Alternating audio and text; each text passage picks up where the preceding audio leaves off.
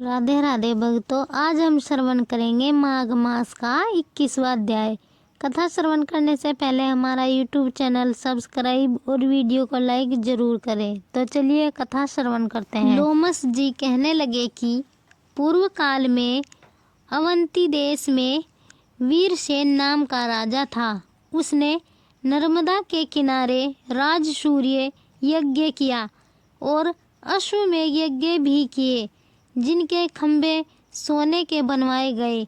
ब्राह्मणों को अन्न का बहुत सा दान दिया और बहुत सी गो, सुंदर वस्त्र और सोने के आभूषणों से युक्त दान दी। वह देवताओं का भक्त और दान करने वाला था।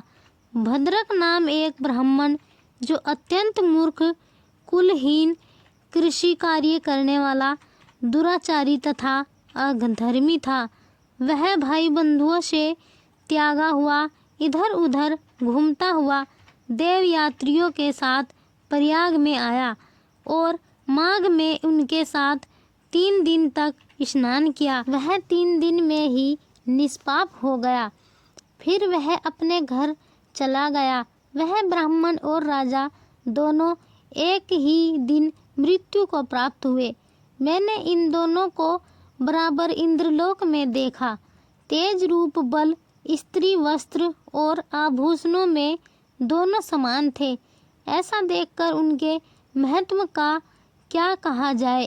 राजसूय यज्ञ करने वाला स्वर्ग का सुख भोग कर फिर भी जन्म लेता है, परंतु संगम में स्नान करने वाला जन्म मरण से रहित हो जाता है। गंगा और यमुना के संगम की हवा के स्पर्श से ही बहुत से दुख नष्ट हो जाते हैं। अधिक क्या कहें, और किसी भी तीर्थ में किए गए पाप माघ मास में प्रयाग में स्नान करने से नाश हो जाते हैं। मैं पिशाच मोचन नाम का एक पुराना इतिहास सुनाता हूँ।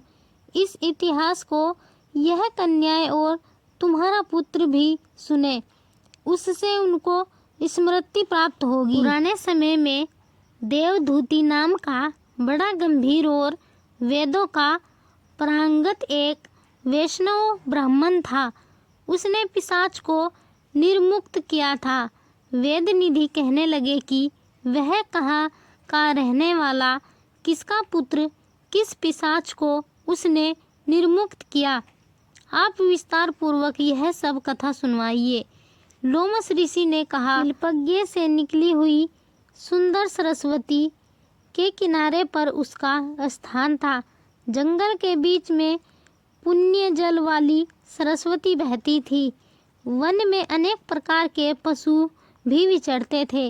उस ब्राह्मण के श्राप के भय से पवन भी बहुत सुंदर चलती थी तथा समय पर वर्षा भी बरसती थी और वन चैत्र रथ के समान था।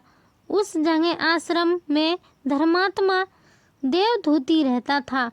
उसके पिता का नाम सुमित्र था और वह लक्ष्मी के वरदान से उत्पन्न हुआ था। वह सदैव आत्मा को स्थिर रखता, गर्मी में अपने नेत्र सूर्य की तरह रखता, वर्षा में खुली जगह पर तपस्या करता, हेमंत ऋतु में सारस्वत सरोवर पर बैठता और त्रिकाल संध्या करता।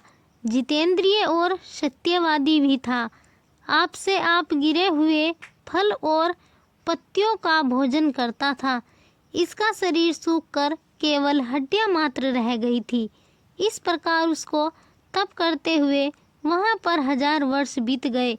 तप के प्रभाव से उसका शरीर अग्नि के समान प्रज्वलित था। विष्णु की प्रसन्नता से ही वह सब कर्म करता।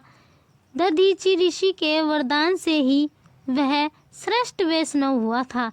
एक समय उस ब्राह्मण ने वैशाख महीने की एकादशी को हरि की पूजा कर उनकी सुंदर स्तुति तथा विनती करी। उसकी विनती सुनकर भगवान उसी समय गरुड़ पर चढ़कर उसके पास आए। चतुर्भुज, विशाल नेत्र, मेघ जैसा स्वरूप भगवान को स्पष्ट देखकर प्रसन्नता के मारे उसकी आंखों में आंसू भर आए और कृतकृत्य होकर भगवान को प्रणाम किया। उसने अपने शरीर को भी याद ने रखा और भगवान के ध्यान में लीन हो गया। तब भगवान ने कहा कि हे देवदूती, मैं जानता हूँ कि तुम मेरे परम भक्त हो। मैं तुमसे अति प्रसन्न हूँ। तुम वर मांगो। इस प्रकार भगवान के वचन सुनकर प्रेम के मारे लड़खड़ाती हुई वाणी में कहने लगा कि हे देवधीति देव, अपने माया से शरीर धारण करने वाले आपका दर्शन देवताओं को भी दुर्लभ है। अब आपका दर्शन भी हो गया, मुझको और क्या चाहिए। मैं सदैव आपकी ही भक्ति करता रहूं। भगवान उसके वचन सुनकर कहने लगे कि ऐसा ही होगा। तुम्हारे तप में कोई बाधा नहीं पड़ेगी।